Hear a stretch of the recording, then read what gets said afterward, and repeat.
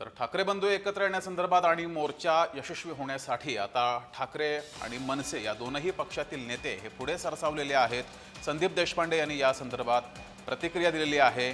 दोन्ही नेत्यांच्या आता गाठी भेटी सुद्धा सुरू झाल्या।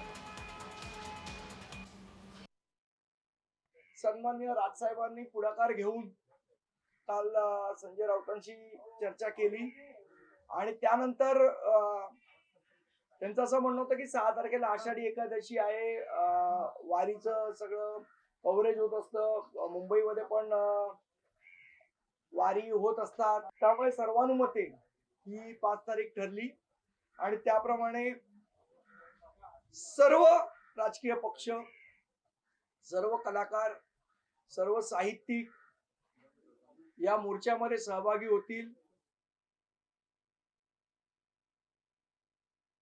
मला असं वाटतं आपण एक गोष्ट इथे थोडीशी लक्षात घेतली पाहिजे की हा मोर्चा ना राजसाहेब ठाकरेंचा आहे ना उद्धव साहेब ठाकरेंचा आहे, हा मोर्चा मराठी माणसाचा आहे। याचं नेतृत्व हे मराठी माणूस करणार आहे आणि हा मराठी माणसासाठीचा मोर्चा आहे।